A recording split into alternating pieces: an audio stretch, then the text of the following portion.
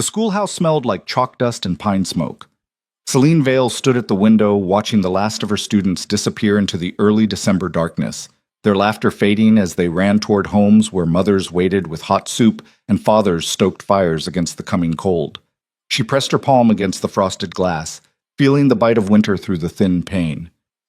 26 years old, and this was her life. Teaching other people's children, watching them leave, going back to an empty room. She told herself it was enough, had to be enough. Women like her, women with no family, no money, no claim to anything except what they could earn with their own hands, didn't get to want more than survival. Miss Vale? Celine turned. Little Margaret Brennan stood in the doorway, mittens clutched in small fists, her breath misting in the cooling air. I thought you left with your brother, Celine said, trying to keep the tiredness out of her voice. I forgot my reader. Margaret hurried to her desk, grabbed the worn primer, then hesitated. Miss Vale, are you having Christmas with somebody? The question hit harder than it should have. I'll be just fine, sweetheart. But Mama says everyone should have people at Christmas. Your Mama's right. Celine managed a smile that probably didn't reach her eyes. Now get on home before your family worries. After Margaret left, Celine stood alone in the empty schoolroom. She'd decorated it yesterday, pine branches over the door, paper stars the children made hanging from strings, a sad little attempt at cheer that would outlast her presence here by exactly 3 days. Then she'd go back to her rented room above Fletcher's Mercantile and spend Christmas like she spent every other day, alone. She extinguished the lamps one by one, pulled her threadbare coat tight, and stepped into the wind. Black Ridge in December was beautiful in a brutal way. Snow covered everything, the rutted main street, the false front buildings, the mountains rising like broken teeth against the darkening sky. Lanterns glowed in windows where families gathered. Somewhere a dog barked. The smell of wood smoke and cooking meat drifted on the frozen air. Celine walked through it all like a ghost. Nobody called out to her. Nobody invited her to warm up by their fire. She'd been teaching here for 3 years, and the townspeople respected her competence, paid her wages on time, trusted her with their children's education. But respect wasn't the same as belonging. Frontier towns had a way of keeping outsiders at arm's length, especially women who arrived alone and stayed alone.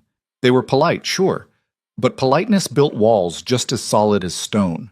She climbed the outside stairs to her room, hands numb despite her gloves. The space was small, a bed, a chair, a washstand, a stove she fed with split wood she bought by the bundle. Her entire life fit in a single trunk. Some nights that felt like freedom. Tonight it felt like proof she'd never mattered to anyone. Celine lit the lamp, started a fire in the stove, heated water for tea she didn't really want. Through the thin walls she could hear the Fletcher family below, their voices rising and falling in the comfortable rhythm of people who knew they had each other. She sat by the window and watched snow begin to fall. This was her 4th winter in Black Ridge. Before that, 2 years in a mining camp in Montana, where she'd taught in a tent.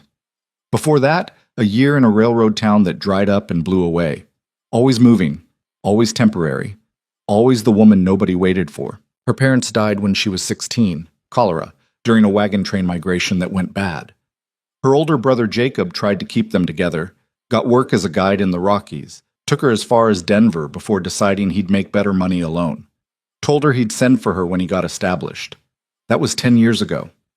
She stopped expecting the letter after the first 3. The truth she didn't let herself think about most days, was that Jacob probably died in those mountains years ago. Fell into a ravine or froze during a storm or got killed by bandits. The West ate men like him for breakfast, and it left women like her to fend for themselves. Celine pulled her shawl tighter. The room was warming, but she couldn't shake the cold that lived in her bones now, the kind that had nothing to do with weather. She'd learned to survive. That was something.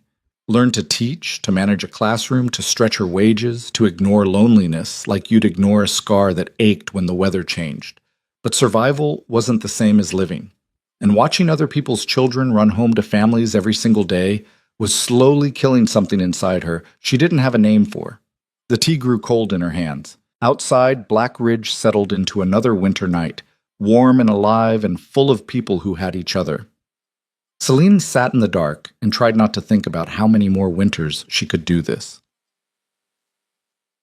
Wotapasik. 3 miles beyond town, in a valley where the wind came straight off the mountains with nothing to stop it, Rowan Cross stood in his barn checking the horses before the storm hit. His ranch, the Double Cross, sprawled across 2,000 acres of grassland and timber. Biggest operation in 3 counties. 40 head of cattle, breeding stock worth a fortune, contracts with buyers as far as Chicago.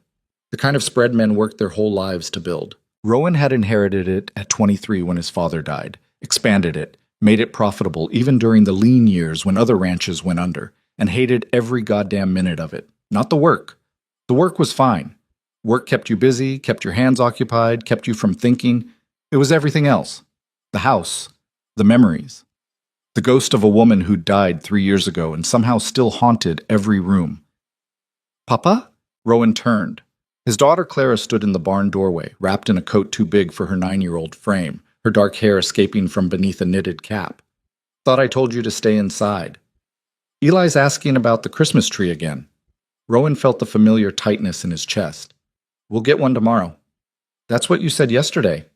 And I meant it yesterday, too. Weather turned. Clara didn't move. She had her mother's eyes, gray and stubborn and too knowing for a child. We had a tree last year. We'll have one this year. Before Mama died, we always... Clara! His voice came out harder than he meant. Inside. Now. She flinched. Rowan saw it, hated himself for it, but didn't take it back. Couldn't take it back. Because the alternative was worse, was letting his children talk about before, about when their mother was alive, about Christmases when this house felt like something other than a mausoleum where 3 people went through the motions of staying alive. Clara left without another word. Rowan listened to her footsteps fade across the snow-covered yard, then leaned against a stall post and closed his eyes. Sarah. Her name still hurt to think.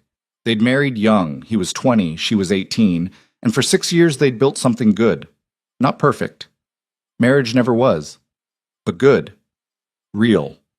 She'd given him Clara, then Eli, had turned this ranch house into an actual home instead of just a building where his father had raised him with iron discipline and no softness whatsoever. Then one February night when Rowan was away driving cattle through the northern pass, a blizzard came down off the mountains like the wrath of hell itself. Sarah had gone out to help bring the horses into shelter, collapsed in the snow 50 feet from the barn. By the time the ranch hands found her, she was already gone. Heart gave out, the doctor said later.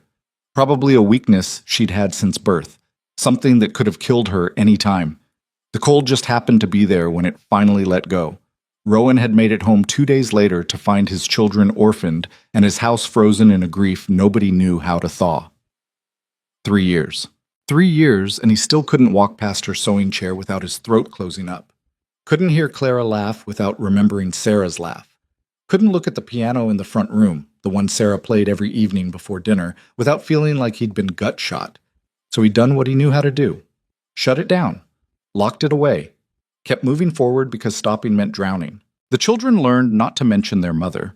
The ranch hands learned not to ask questions. And Rowan learned that if you worked hard enough, exhaustion could pass for peace. But it didn't, and he knew it. And some nights like this one, when the wind howled and the snow started falling, and he stood alone in a barn on a ranch worth a fortune, Rowan Cross wondered what the hell he was surviving for. The barn door opened again. Boss? Miguel Reyes, his foreman, stomped snow off his boots. Good man, loyal, had worked the Double Cross since Rowan's father's time. Storm's coming in harder than we thought, Miguel said. Weather like this will be snowed in till after Christmas easy. Supplies good. Yeah, but the kids... Rowan waited. Miguel shifted his weight, uncomfortable. Mrs. Brennan came by earlier. Said her daughter Margaret mentioned Miss Vale at the school don't have anywhere to go for Christmas. Not our problem. Clara overheard.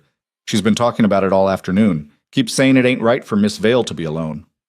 Clara's 9 years old. She doesn't understand how things work. Maybe. Miguel met his eyes. But she ain't wrong either. Rowan felt something twist in his chest. Anger, maybe, or shame. Hard to tell the difference anymore. What exactly are you suggesting?